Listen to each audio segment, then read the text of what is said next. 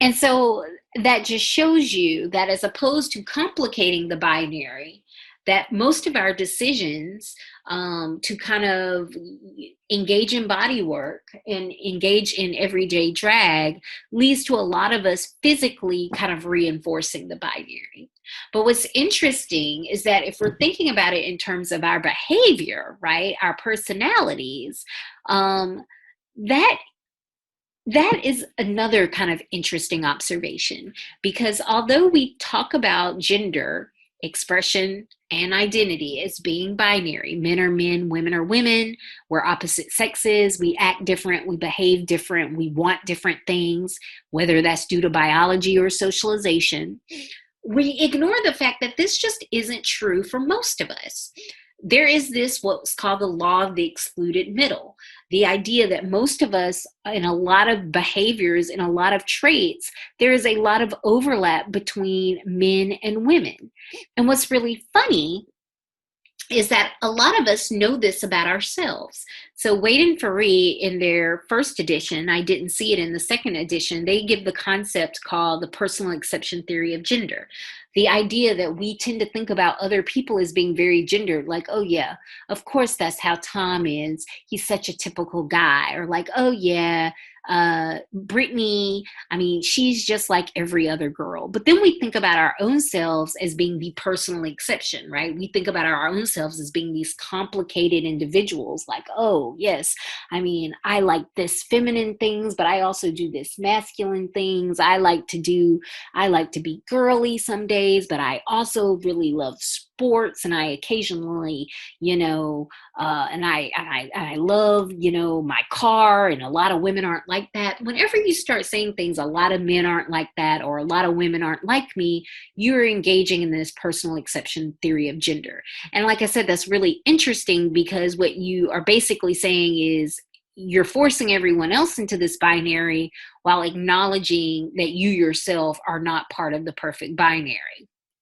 Now, Kimmel, who I think I mentioned before, I used to use his textbook in years prior, and I still reference some of his better ideas because I think some of them are interesting and add to the conversation. He has a slightly different take on the personal exception theory of gender.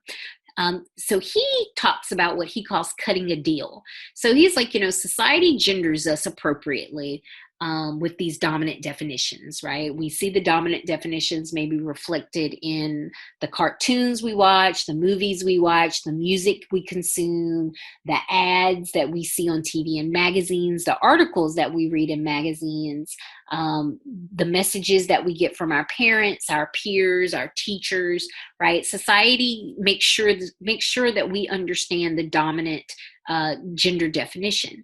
But then he says, in order for most of us to feel like our own authentic person, we then cut a deal with those dominant definitions. So what he means by cutting a deal is that we choose to uphold some parts of the definitions for our gender, and then we choose to ignore or reject other parts. And so this is what allows us to feel like our own self, our own unique little snowflake, you know, special person. So we negotiate our gender identity and expression by kind of cutting these deals. And for most of us, we do this because we know that if we rejected it fully, that we would maybe be the target for gossip, teasing, ostracism, maybe even in some cases, depending on where you live and the time period you were living in, maybe even, you know, violence. So most of us want to avoid those negative consequences. So instead, we find a way to cut a deal. So for me personally, my example normally, you know, has a lot more relevance when you can see me in person, but I am very, very, very feminine in my presentation. I wear dresses almost every day. I love to wear high heels, and I pretty much always wear makeup. I'm very done. I dress in an overtly feminine way, probably 90% of the time. The joke with my friends is that I'm never dressed casual unless I'm in workout clothes, or like Kristen has like two things in her closet, a whole bunch of dresses and a whole bunch of Lululemon workout clothes. And that's kind of true. I cut that deal. I give off this overt femininity because my personality itself is pretty aggressive. I curse like a sailor. I don't back down for fights. In the fight or flight your response, my choice is always to fight. I push back. I'm argumentative. None of those are characteristics that are associated with femininity. Um, they're the type of characteristics that when women are displaying those characteristics, people often call her a witch, except they substitute the W for a B. And certainly there are probably people that feel that way about me. What I personally have learned, what softens the blow and sometimes gives me a little space to be a little meaner than what people maybe would expect from a woman, is the fact that I am oftentimes dressed so pretty. So I am not dressed like the type of person that will aggressively tell you off. And so that sometimes means that I have a little bit more space and grace when I do that. So that is how I cut a deal. You yourself might cut other deals, like, maybe you are a guy and you really, like sports, even though you yourself are super unathletic, right? So you support athletics by being a fan, but you yourself are super unathletic and have no desire to be athletic yourself. Maybe you are a woman who maybe is the opposite of me, right? You're never in makeup. You're always wearing sweatpants, but you are super nice and nurturing and supportive, and personality-wise, all of those kind of stereotypical feminine things. Or, maybe you, the list can go on and on, right? There are a lot of examples of how people cut a deal.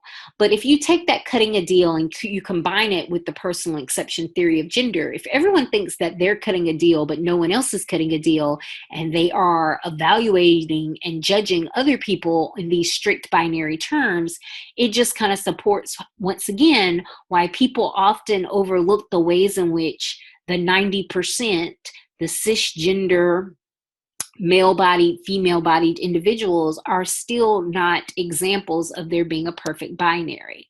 I skipped this. So it's because we often don't think about the ways in which that people who are, like I said, cisgender, are also kind of complicating the binary, because, they are, doing everyday drag, and they are cutting deals and thinking about themselves, personal exception theory of gender. We often are only looking at the people that fall in that kind of 10%, the people that are intersex, the people that are transgender or genderqueer or non-binary or gender fluid. And so your book talks about how these individuals complicate the binary because they are very clearly a rejection of kind of our expectations in terms of cisgender identity. So let's start off with transgender. And first of all, let me be clear that the appropriate term to use is transgender. You might see some old writings in as you are researching things, or maybe you have even seen people still use this term if they're older, transsexual. And the reason why we don't use that term anymore, because transsexual was really focused a lot on people's genitalia, right? It was the idea that people wanted to change their biological sex, while transgender is a broader, more inclusive term because it acknowledges that what people are identifying with is gender identity and gender expression, that is not necessarily about genitalia. So, while I'm on here, it is oftentimes considered very bad form, to ask a person who's transgender about, what types of surgeries they've had. And that was the other issue with transsexual, is oftentimes there was just this very narrow-minded focus on surgery, right? Were you a pre-op or were you post-op? And of course, surgeries still exist today. They used to be called sex reassignment surgeries. Now you maybe are more likely to read them as what what is called gender affirmation surgeries. And people can have top, bottom, full surgeries. Sometimes you hear the term fully transitioned. You hear discussion of hormone therapy. If you're talking about younger transgender individuals, you might hear reference to hormones that are referred to as puberty blockers, right? But in general, because transgender as a term is really much more focused on identity and expression, as opposed to transsexual, is not as much of a focus on this medicalization of these individuals. And same with the term gender dysphoria. So gender dysphoria is the medical term that they use to diagnose people who have who do not feel that their identity aligns with their biologically assigned at birth or assigned at birth biological sex. In previous versions of the DMS, which measures psychological mental disorders, gender dysphoria has been listed as a mental disorder.